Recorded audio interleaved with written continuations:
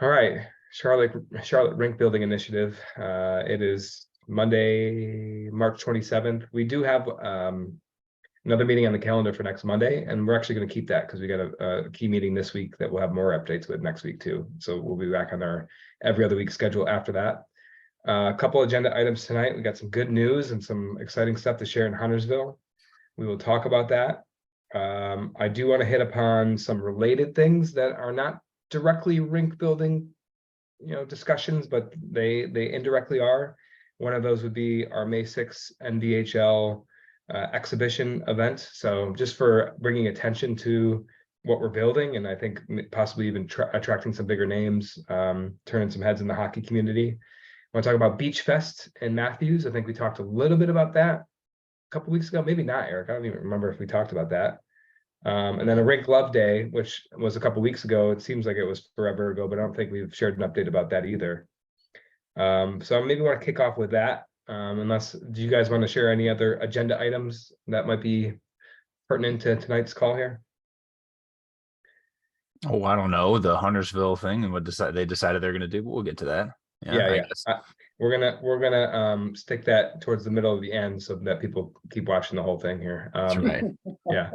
I think Trust me, it's a main event. The RINK Love Day is the main thing I want to kick off with. So that was a connection with Andrew Marinich at the YMCA, basically making our case for like, hey, we want to contribute to the rink and make improvements to it. And if we can schedule a day, we'll make a list of things that we could do and get out there as a group and knock it out. So we did that.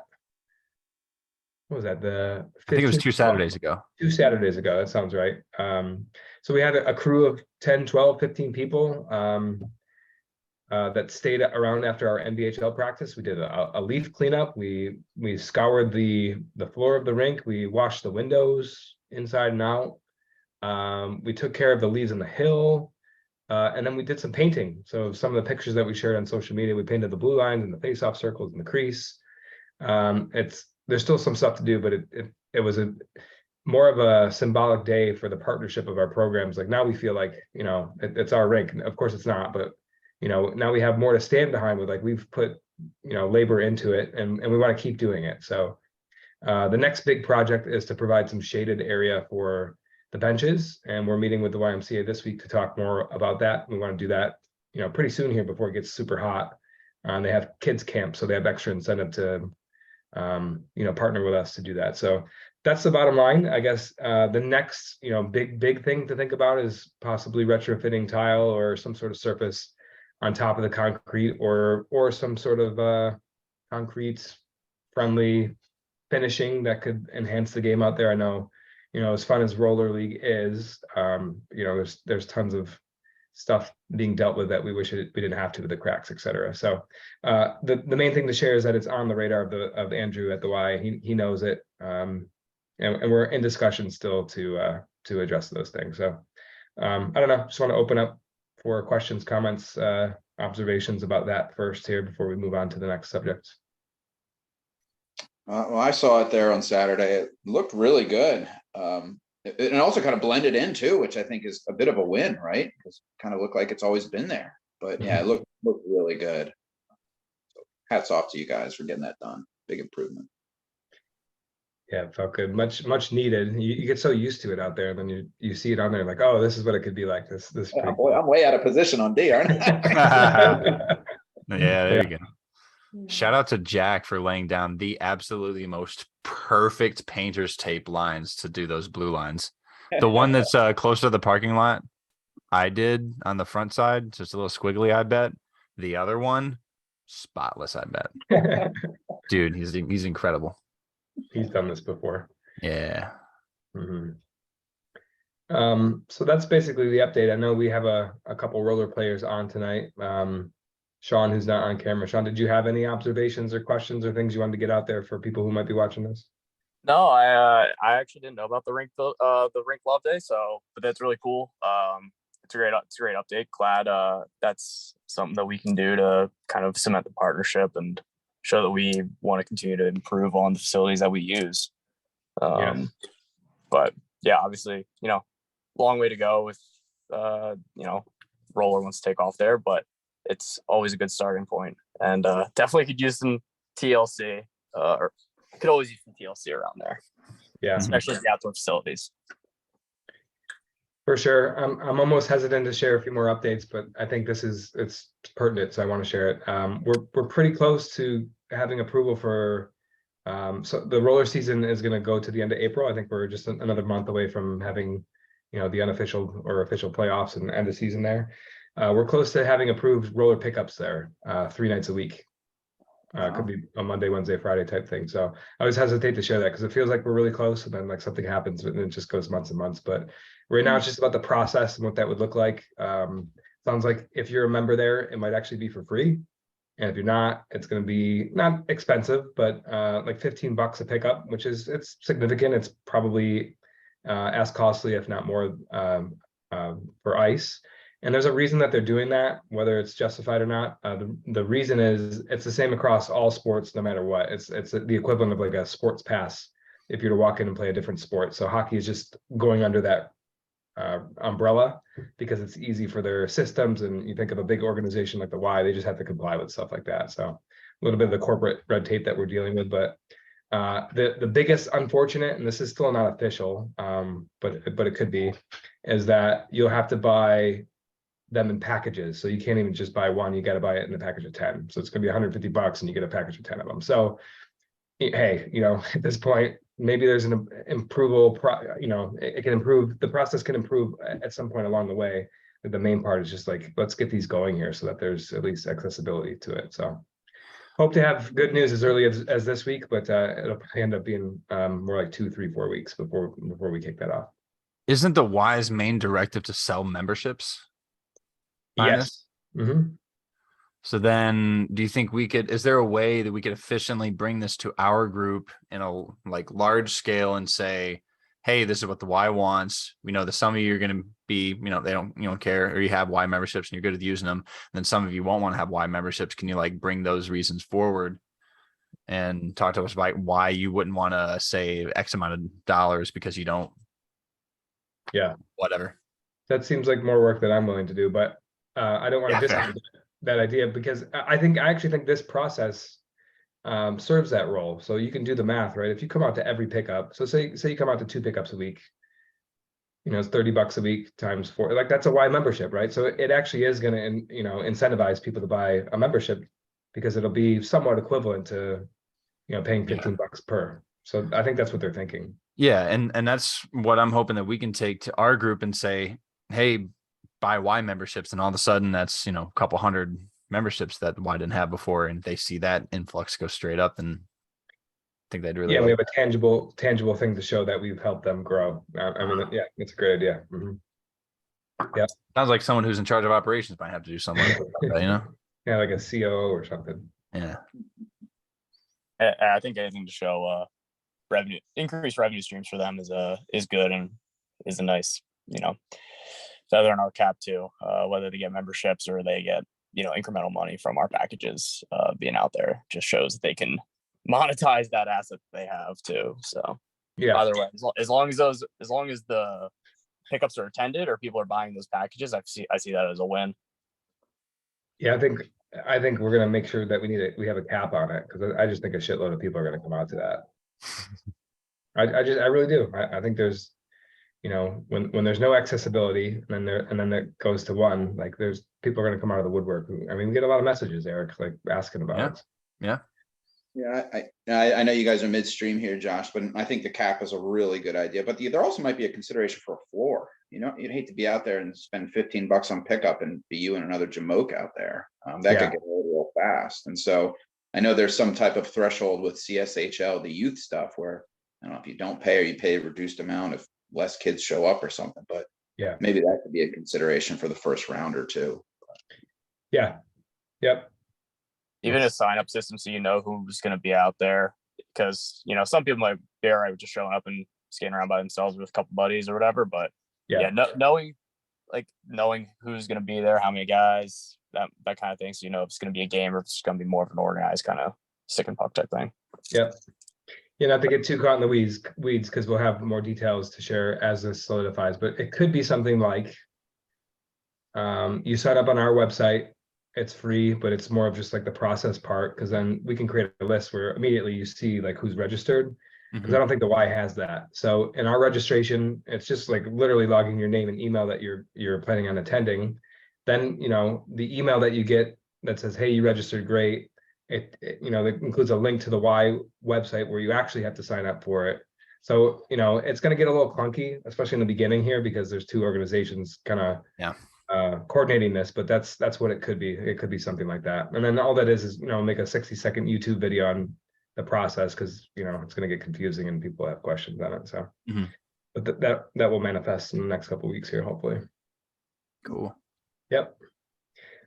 Maybe just one last update with the YMCA. So officially we are bringing our youth program and adult program down from Huntersville while they do construction up there. So just another opportunity to solidify the partnership and grow it. And, you know, I think roller out there turns heads. Like we have people just show up to the rink and say like, what's going on out here? Like I've watched or driven by the rink. I've never seen anybody actually using it. Now it's going to be used all the time. Like if this works out the way that we think it is, and we do youth and adult like interwoven on Saturdays, it's going to be like a 9 a.m. to like 2 p.m. thing where we're just out there the whole day, and like you're not going to be able to avoid seeing what's going on out there. So just, I don't know, lots of stuff going on that is exciting with that partnership there.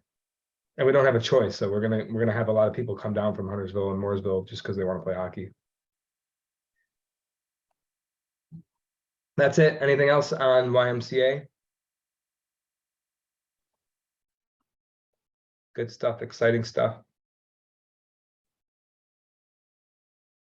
Eric, should we go to Huntersville, or do we want to tease it out? You just tease it by saying the word construction. Should we go there? I mean, if one more Ballantyne thing, the Spring League, Rec League, Street League will be starting. We were talking about it. You mean Frank Roller is going to be done by April 29th, and then Street will start pretty much the next weekend. We don't know the details yet, but it'll be right in line with everything we've been doing with helping build that relationship with Y. Did you call it Rec League? Yeah, I think that's the play right there. Everybody thrown into the same pot. Alan gave me some good ideas about what to do with captains, how to or do we do a live draft? Do we pick rosters? That'll all be decided in separate meetings and stuff. But yeah, I think based on the really good direction we have right now with like an A and B tiered leagues and like the possibility for lateral and vertical expansion, having a rec league is kind of a nice palate cleanser after the intensity of the winter and fall leagues to lead into an off-season summer. Makes sense. And especially because that's like the last couple months that we're going to get with the rink until September. When do the football camps end? Yeah, I don't even know. Still can't believe they use a freaking thing. I'm pretty sure. I think they use it on weeknights. I don't even think they're there on the weekends. Okay. I'm not sure. I was under the impression that it was off limits on Saturdays, like starting in June-ish or July-ish. Maybe we'll confirm that this week when we talk to him. I'm not sure if that's the case. Okay.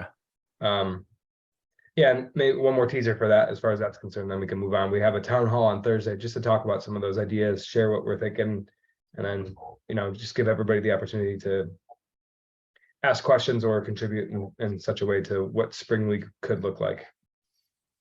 It's kind of different than what we've been building. We're going to scrap, or at least put a pause on the keepers and all this, the cool stuff we've been doing in Huntersville for Deck League. But we'll talk about that Thursday. All right, let's go to Huntersville. Here we go, drum roll. The Y, we had another meeting with the Y and the vendor for dasher boards, and they found some additional funds, and it looks like they're going to fund what I might call, I don't know, 80% of the project. So it might be a small amount that we have to raise. And I can explain that. I think what we're going for, and I think it's worth the experience, is instead of just dashers plus a fence that go around, we want legitimate bench area and timekeeper and possibly penalty box. And that's not really mandatory for the game that we play, but we think it's going to add to the level of experience to where Huntersville is like, hey, you know, that's cool. If you want to do that, we'll accommodate it, but like you guys are paying for that part. So it's, you know, we'll share the amount probably at a future date. It's nothing crazy. We have it. We can also, you know, point to something now and say, you know, we can raise money for this with what we're doing there. So that's huge news. Like, you know, it wasn't clear that they'd have those funds or they'd be able to help out with that. And on top of that, they've also come back with a date, an estimated date. They said mid-May, that construction is not only going to start on the tennis court then, but also the basketball court at the same time, which I'd like to officially refer to from now on as the hockey rink. We've been saying the tennis court and the basketball court. We got a freaking hockey rink, something that's actually dedicated to hockey up there. So Yeah. With the intention maybe down the road of retrofitting that with tiles too. But that's going to be paved, the tennis court material. It's going to have plastic dasher boards, if all goes correctly, with fence around the outsides, and then maybe like some netting to protect the cars on the parking lot side. That's what we're talking about. So extremely excited. It's going in the right direction. We're looking to get one more quote from an alternative vendor just to compare prices and make sure we're in the ballpark. And then it sounds like it's going to get the blessing here pretty soon, and construction start in May. So Nice. yeah, huge. It's gonna be great. And it feels like Huntersville was kind of holding out definitely the funds. Not sure about the date, but they were kind of holding everything back when they like had an absolute surefire answer on their end to give to us. And for, for how many months prior, they were just being kind of cagey with us. We're following up with them. Any news, any updates for meeting tonight? And can you throw us a bone in any way? And finally, they just like Michael J. Cox emailed us out of the blue and just said, "Hey, we're going to pay for this, by the way." Pretty much. Yeah, pretty much that's how it went down. So yeah, I think they were holding the cards close to the chest, which I can appreciate. He's been doing that for 20 plus years. He knows what he's doing up there. So under promise, over deliver. And sounds like it's moving forward in that direction. So yeah. And we're just trying to get the details down about exactly how big the dimensions are going to be, how it's all going to be laid out. If you're familiar with the that basketball court at Waymert Park, basically the plan is there's going to be an equipment gate on the parking lot side that will be wheelchair accessible. That's very important to Huntersville. And of course, that allows us to get the nets in pretty easily. The hillside, which is close to the baseball field, is going to be the spectator area. There's going to be a little bit of extra space there for people to watch. There might be a small gate on that side. I'm not sure. But then on the opposite side, closer to the road, is where the bench side is going to be. Of course, it's not going to be right up against the road. They're like trees and stuff in a way, but that's where the benches will be. They'll be away from the spectators and whatnot. And it's going to be about 115, 114 by 80, I think it is. Ideally, it'll be like 120 by 70, but I don't think we're going to get like 70 out of the width. I think it's going to have to be as wide as 80 or 85 or something like that. So it's going to be boxy, but it'll be a pretty interesting way to play hockey, I think. And might open us up to 5-on-5. Yep.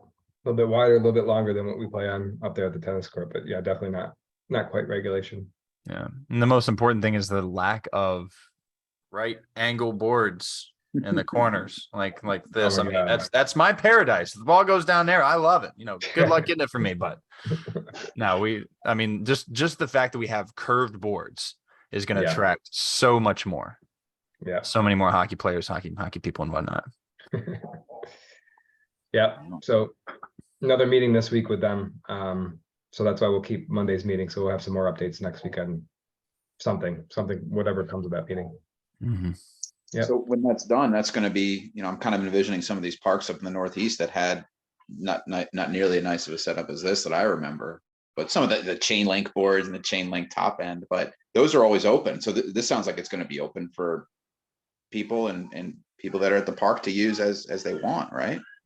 Yeah, just show up and go out and shoot there. Like, how great is that? That is amazing. I mean, that in and of itself is going to drive some interest in the sport and everybody, man. That's great. Good work, guys. Yeah, and one thing they're going to do is put all 4 basketball nets on the outside so that they hang over the board. So people are still going to be able to play basketball out there too. Yep. Well, good. I was very worried about that. But I know it. They're up, trying to kill as many birds with that one stone as possible. I totally get it. Yeah. So that's Huntersville. Excited about that. It's huge. Almost can't believe it's actually happening. So I just want to fast forward these next couple of months, but we'll enjoy the journey and see what comes of it in the meantime, and just keep pressing forward here. And then, when we want to maybe raise some funds, we'll send out some messaging and get clear about what we want to say and how we want to say it for that project up there. But super excited about that. And so end of the summer is their target end date for construction. So we think that we can return for fall league up there. September, October, November. Boom. Yep. And the biggest thing too is, I don't know much about construction if like these projects can get delayed a couple months, but it feels like it gives us a nice solid timeline where now we can focus on like finishing out roller in the rec league and then roller pickups and then NBHL stuff going through the summer and then fall league and winter league. And the entire time, like we have a place to play and then another place to play down in South Charlotte while looking for maybe an actual permanent place to play somewhere else and like to keep these meetings going. Like as before, it just felt like we were not running around, but like desperately searching around like, hey, well, maybe they're going to be working on a tennis course in fall. We're not going to have a fall league. What are we going to do? We're not going to have pickups or whatever. So it's nice getting this, what do you call it? Confirmation or so from Huntersville. Definitely. Next item, unless there's any final thoughts on that one. Good to go. Right. Want to tease this out. As maybe has been beaten into the ground, but maybe some people still don't know. Charlotte's NBHL ball hockey representation is expanding by one team this year. So we now have in addition to the Queen City Crowns, we have the Charlotte Rise. And our season starts, we'll play 4 different Sundays in Raleigh Apex, North Carolina, between May and July. And our first game up there will be May 21st, I believe. And so what we're doing is marketing an exhibition game that I'll throw up on the screen here with a few of the details down at the YMCA. So it's going to be Saturday, May 6th at 2:30 p.m. And it's just going to be a fun, competitive atmosphere. I think we're going to get a crap load of people who are interested in this. I think it's, the talent and the skill level will be on display there. And it's going to be a promotional thing. So we want our youth program to attend. We have backdrops for each team, and we'll do interviews, and we'll have like a newsletter about this event. I just learned this over the weekend. So Ashley, who helps us with some of the girls events and the hockey events in the area, her organization is Ball Hockey Boot Camp, is actually writing for the NBHL this season. So she's going to be covering at least a small portion. They kind of put some limitations on how much she can share or what her directive is, but she will be at the event and also sharing on NBHL's behalf there. So excited about this event. Hope some people see this and everybody shares this with people to get as many people as possible to attend this event, possibly raise money, although that those details aren't clear yet, but just more to raise awareness of what we're doing and how it's growing. And we're pumped about this. So it's going to be a great event.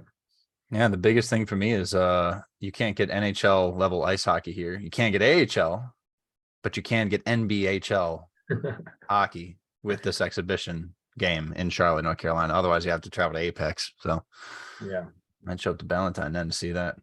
Come to Ballantyne, get your HL and some sort of HL. So I think the RINK LOVE stuff and what we're doing with the rink, it's kind of culminating to this huge event here, which we're super excited about. So yeah, just want to throw that out there. When I post these on our YouTube channel, Eric, I usually make these private. I'm thinking of making this public and maybe a few of the future ones. It's been intended for people who are more interested in it or know about it. But I think as we get some of these things that we want to share, like maybe people want to watch these. So I think this is the first one. I guess for anybody watching this for the first time, I'll just share real quick. We've been meeting informally since February of last year. So a year has gone by where we've met basically every other week, pretty religiously and talking about these things. So now that we're a year in, I can tell you, we know so much about vendors and dasher boards and concrete. And there's so many things that, I didn't know that we needed to know, but now we know them and we're closer. There's still work to do about, we still have this grand vision of acquiring land or partnering with somebody like Matthews, which is our last and final agenda item here, maybe the biggest opportunity, but to build a rink, possibly two, and make this a destination where people come to play hockey in the South, at least. So maybe a good transition to our Matthews update. I think we did share this a little high level, but since we're making this a new video here, or a public one, we just popped this on the screen. So there's something that the Matthews people, Matthews citizens will already be familiar with this, but Beach Fest is the second week in May, and you can see some of the dates on here. So CSHL will have a booth, 10 by 10, maybe plus, where we'll bring some hockey stuff and just be a part of this beach fest here. So they'll run Friday evening and then all day Saturday.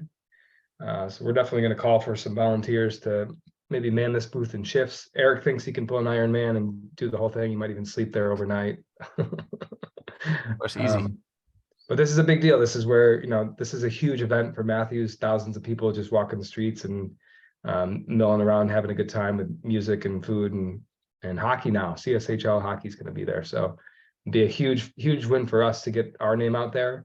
And the reason that this is even more important is because of a park called Purser Halsey Park.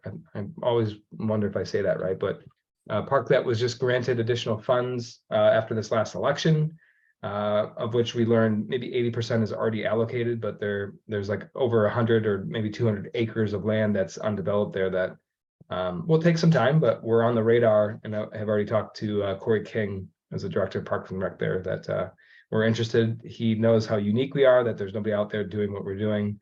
And we're just going to continue to build that relationship too. So this is a big milestone for us to be part of the Matthews scene as well, which of course is not too far from Ballantyne, but just another location we're getting involved here. Mm-hmm.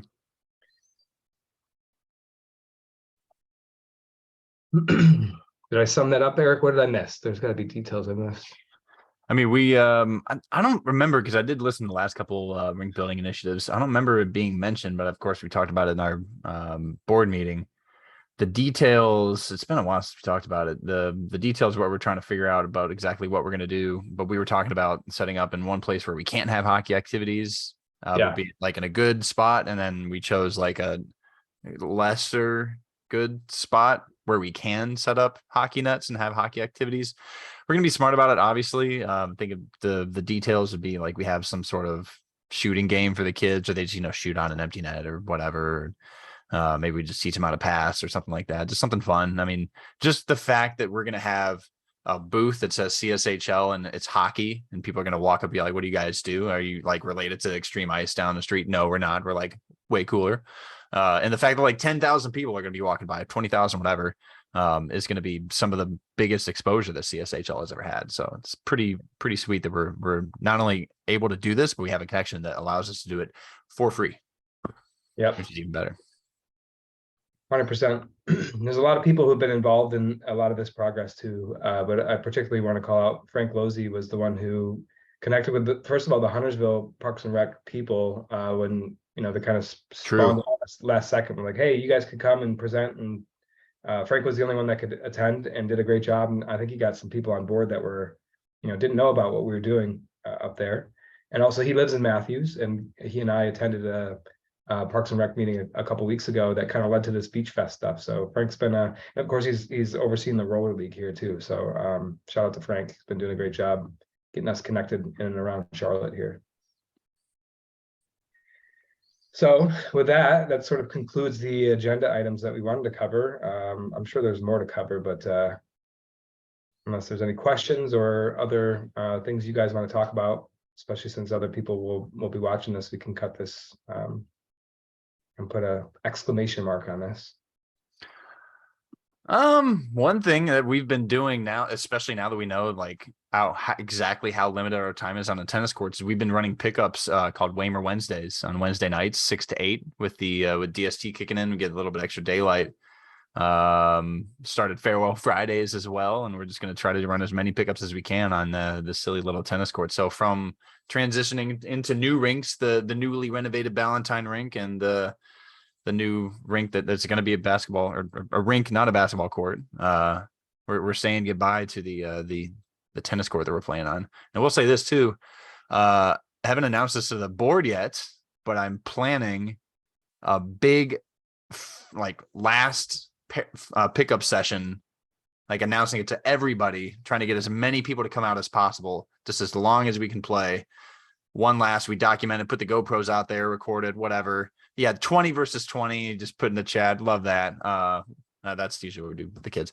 But the big caveat too is not only the last documented pickup on the tennis courts, but we get as many people to go play pickup on the basketball courts as well, with that ridiculous asphalt, so people know where we started.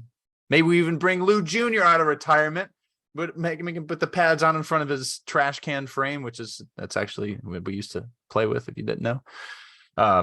Anyways, yeah. And then to transition into the new rink, another announcement I haven't announced to the board, to break it in, 24-hour pickup session. We'll have people round the clock. I'll be there all 24 hours. I don't need to sleep. Are you kidding me? Of course, we'll break it in the right way. That's a pretty marketable way to approach that. Wonder if we have enough insurance to cover what would happen on the 1 a.m. shift, but we'll talk about that. I'll give you a probably not. That's cool. Yeah. Either way, we'll do some sort of event to kick it off. I already can see like a ribbon cutting ceremony. That'll be cool, and then we'll play some hockey after that. Absolutely. I also, this is a ideal wish list, but like thinking about where we would put a commentator booth or like a scoreboard, like electrical system. Like we need to think about those things too. Already there. Yeah. So anyways, last call. Any additional items? Thank you all for attending tonight. It's ones like these that are guys. What's that? No, awesome updates, guys. Appreciate all the work. Yeah, man. All good. You're kind of lagging out there, but we heard what you said. Yeah, no, we appreciate it. It's meetings like this that are rewarding, where we actually get to share good news, because so many of these are like, hey, just keeping the ball rolling here, but this is what it's all about. So finally some good stuff bursting through, and more to come. We're just getting started here. All right, guys, thanks for being here. Have a good night. See you next week.